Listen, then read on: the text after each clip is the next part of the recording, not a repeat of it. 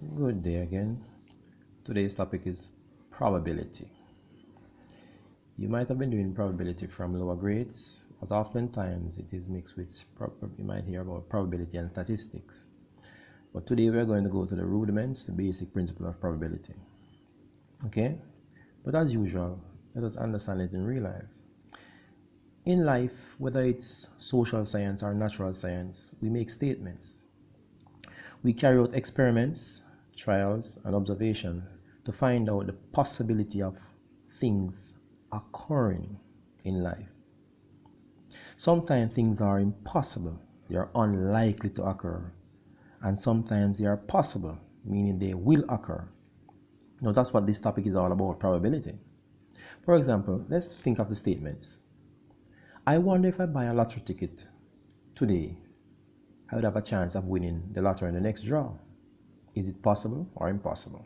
The fact that I purchased a lottery ticket. How about, I bet I can score 80% on the next mathematics test, provided that I attend classes, take my notes correctly, ask questions in class, and study for my exam. Is that possible or impossible?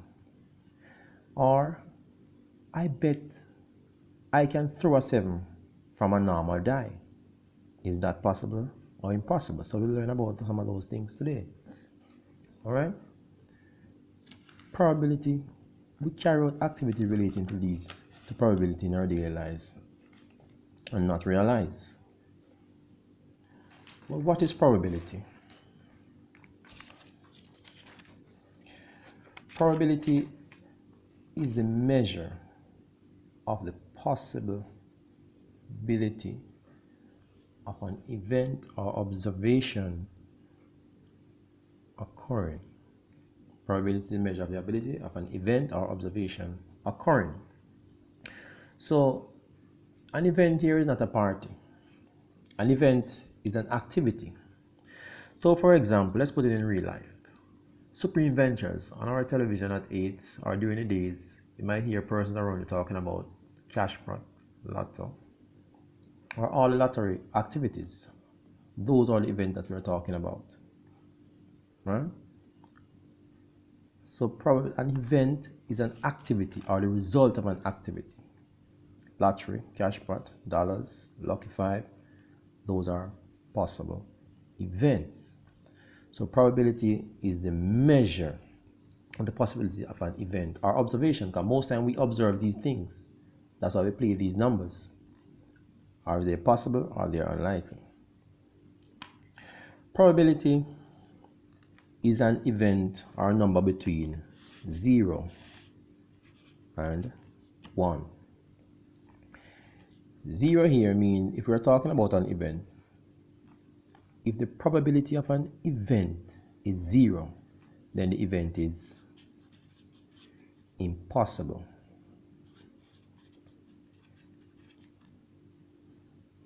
If the probability of an event is 1, then it's most likely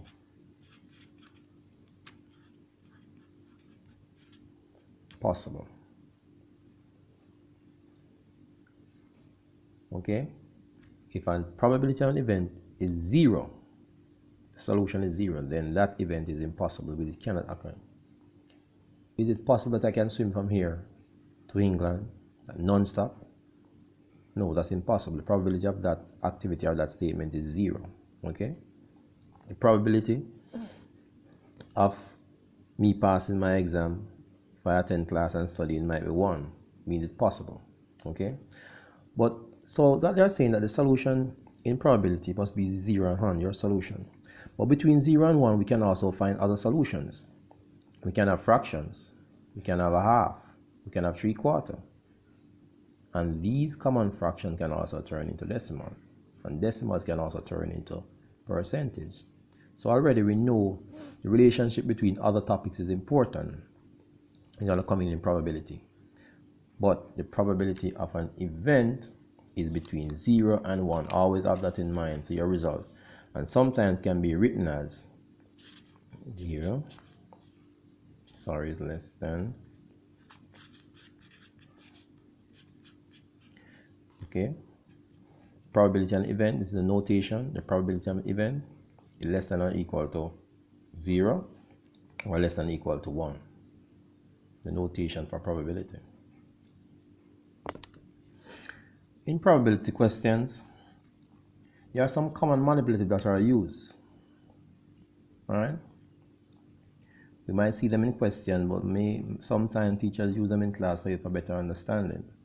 For example, one common manipulative that is used in questions is the die. More than one dice. So in the question, they might say a normal fear that a dice might be tossed. We toss dice, we throw dice. But another observation of this event is the total possible outcome on each die. We have from 1 to 6, the total possible outcomes. So in order to understand these questions, we must understand these manipulatives in real life. So on a die, we have from 1 to 6. So the total possible outcome is 6 possible things that it can fall on when we throw it. Okay? Another manipulative that is used is the coin. And we flip a coin, we toss a coin,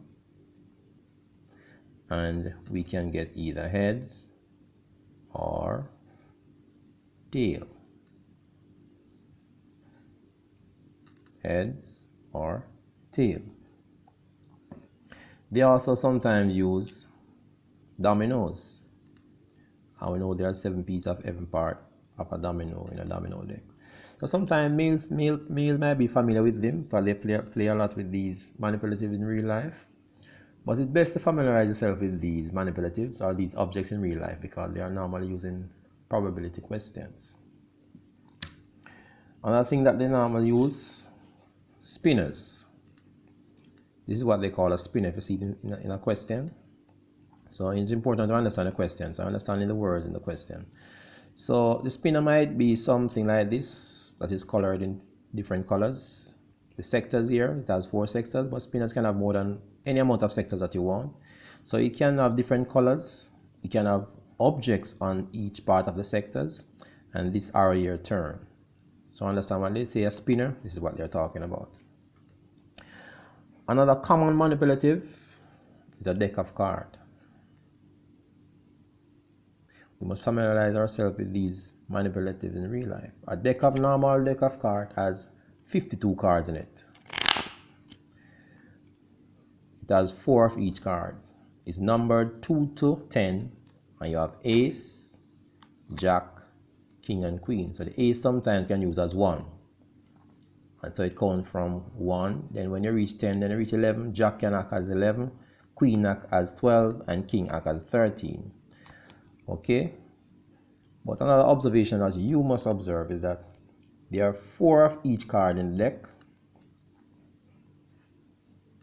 And from each set, you have 2 black cards, 2 red cards. So if it's 52 cards, then if they ask you how many black cards, then it will be 26 black cards. Since it's 52 cards, half of it, since each set has 2 black and 2 red. So half of it will be 26, half black cards, and half of it would be red cards. Additionally, in your observation, you should observe that you have the names of these cards: diamond, heart, clubs, and spade. So we must familiarize ourselves with these manipulatives so we can understand our questions much better. Okay, so there are 4 of each, hence there are 13 spades, 13 hearts, 13 clubs, 13 spades, hence 52 cards. Okay, so remember that. Okay,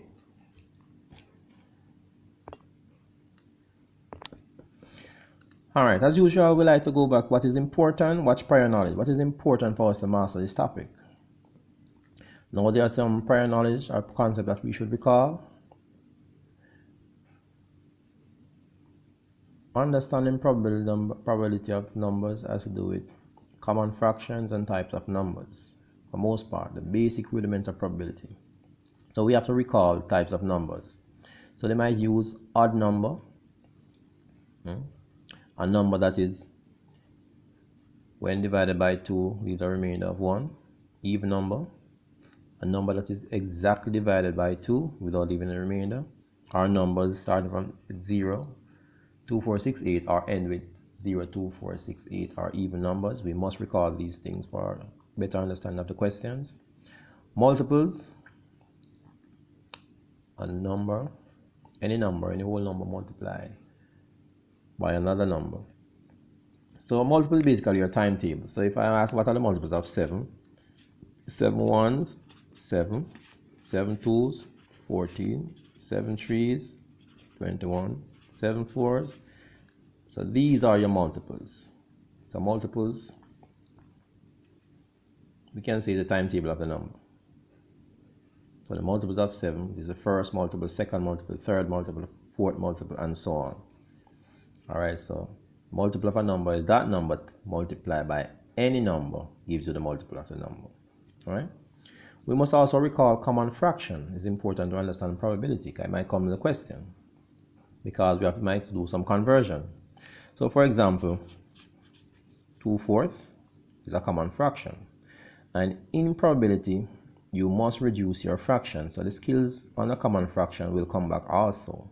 So 2/4, if I reduce factor of 2 and 4, what can go into 2 and 4? 2. I'll get 1/2.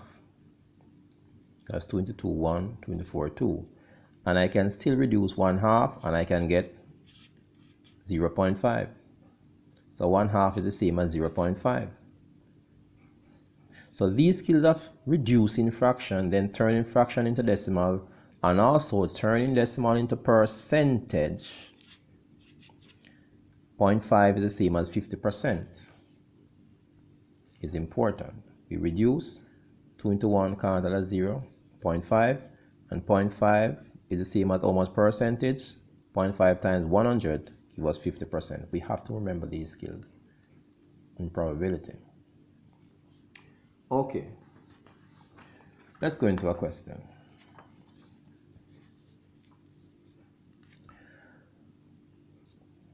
A fair coin. Oftentimes you will hear that word and see that word in question, a fair coin. Because in regular gambling, you have cheaters. So a person might set a coin that it has 2 heads or 2 tails. So that's unbiased or weighted. So most times when you say fair coin, mean it's a coin that is not tampered with. It has head and tail. So it's not designed so it have 2 heads that the person who is in charge is going to win all the time. So a fair coin is twice. Calculate the probability that a head will appear. So we said the notation, the probability of an event. This is the formula for the probability of an event.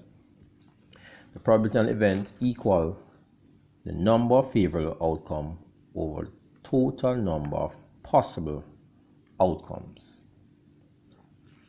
Okay. So in this question, so we say a fair coin means the coin is normal. It's not cheated. It's not a coin that can be used to cheat someone. All right. The question is asking about the probability of an head appearing. Okay. So in notation, this is our notation. So the probability of an head occurring. That's what the question is asking about. So this is our writer notation. All right. Now, if I toss this coin, it can drop on either a tail or an head. So the total number of possible outcomes is what it can fall on based on this manipulative. So it can fall on 1, a tail, 2, a head. So the total possible outcome, I will go at the bottom, which is 2. I can drop on a head or a tail. Okay, so the probability of an head, following the formula, the total possible outcome. Now, since it can drop on a head or a tail, we call this the sample space, the total amount of thing that the event can occur, total amount of time that the event can occur. We call it the sample space. So the sample space here is head and tail, the total possible amount of outcomes. So that's why we have 2. But the question, or number of favorable, what are we favoring? What are we observing? What do we want to occur? We want an head. So how many heads after we toss it can fall on? Only 1. And that's our solution. So the probability of an head appearing is 1/2. And we can write 1/2 as a decimal, the same as 0.5. And we can also write 0.5 as a percentage, because 0.5 times 100 gives us 50%. So there's a 50% chance of we getting a head, or that a head will appear. Okay, so remember earlier we said that probability of an event is between 0 and 1. So most times your answer will be the 0 to 1, which can most times be a fraction or a decimal, because these are numbers that fall between 0 and 1. Okay, so here our solution is 1. So this is one method of using the formula and finding the probability of an event. So this is our solution. Another method is using the tree diagram.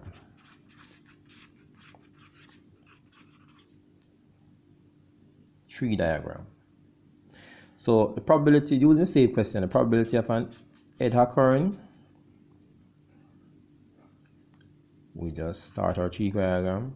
When we toss our coin, it can either drop on head or tail. So our sample space, the total outcomes is 2. But the question is asking about how many times a head can appear. And how many times a head can appear is only 1. So this is a tree diagram. These prong here spread out like the branches on a tree. So this is another method of doing probability using the tree diagram. So the probability of head occurring, creating a tree with branches. We have 2 possible outcomes, total possible outcomes, which is the sample space. But the question is how many head? Probability of a head is only 1 head we see in this tree. Okay. All right, let's look at this example. So in this example, 2 fair coins are tossed. What is the probability of getting an head? So in this case, 2 coins are tossed now. So we have our formula using this method, the formula. Probability of an event. So we write the notation equal the number of favorable outcome over the total number of possible outcome, which is the sample space, the total possible outcomes. So what this is saying, 2 coins are tossed. If I toss this coin, it can drop on a head. If I toss this one, it can also drop on a head also. So I can get head and head. If I toss this, it can drop on a head and then drop on a tail.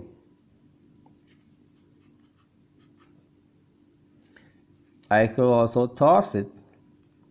So on the first toss, I could also drop on a tail and a tail. Or it can also drop on a tail first on the first one, and the second one drop on a head. So I could get a tail first and then an head. Again, what I'm saying, on the first toss of this coin I could get an head. When I toss the second one, it can fall on a head, so I can get head. If I could toss this first one and fall on a head, and the second one fall on a tail, so I could get head tail. I could toss this first one and fall on a tail, and toss the second one and drop on a tail, so I could get tail. I could toss this first one and it drops on a tail, and the second one drop on a head, so I can get tail head. So the total possible outcome is 4. Probability of an head. But the question is asking, what's the probability of getting an head? How many of this favorable outcome has in heads? 1 here, 1 here, 1 here.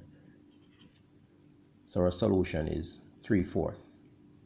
and we can go ahead and write it as a decimal. The solution can be written as a decimal, and it can be written as a percentage.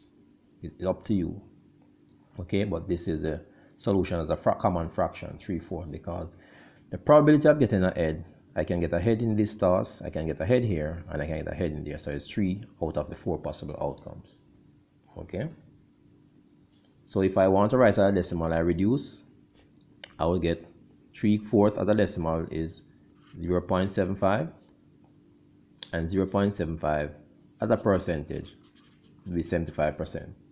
So I have 75% chance of getting ahead in this event, or 0.75. So any of these solutions are correct. Now let's write the solution using the tree diagram.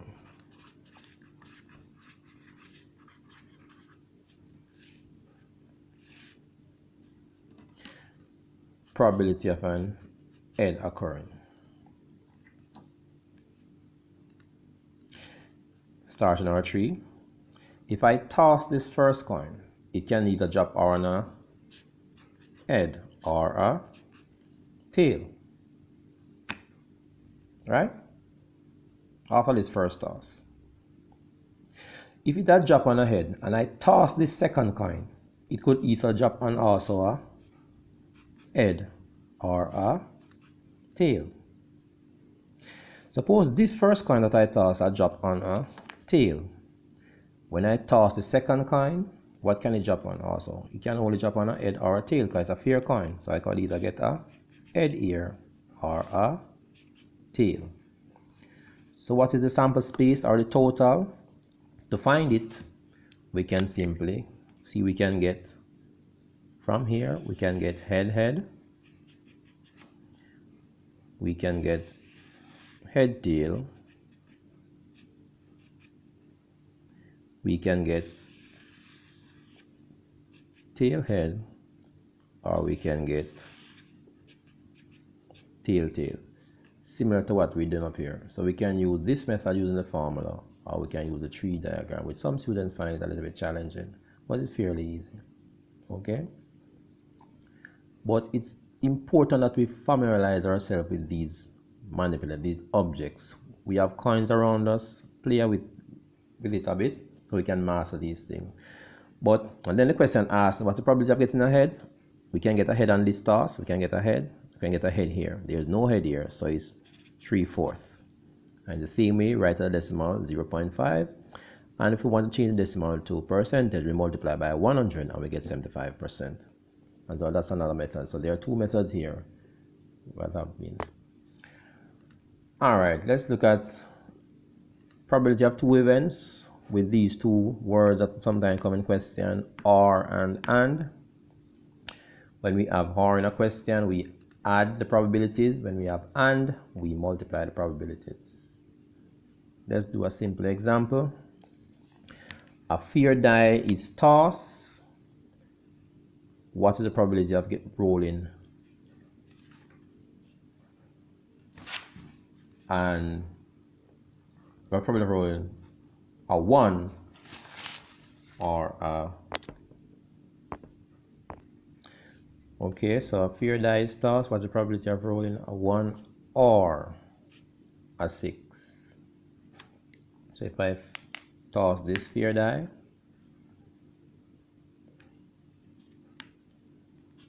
probability of a 1 would be equal to what's the total amount of things that can occur if I toss this die. Using Formula 1, it can fall on 6 things. What's the favorable outcome? We're talking about a 1 here, so we can get 1 out of 6.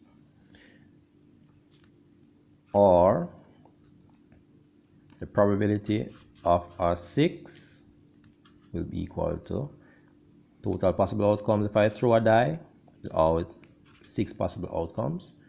How many 6 are on the die? Only 1. So here the total probability of a 1 or a 6 would be 1 6 plus 1 6, which is equal to 2 6, and we can write as decimal and as fraction or percentage later on. Okay, so when the operative word here is or, So when there's an or, we add the probabilities. Basically, that's what I'm saying. Okay?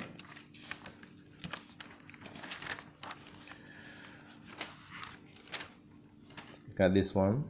Probability of two events. A die is rolled twice.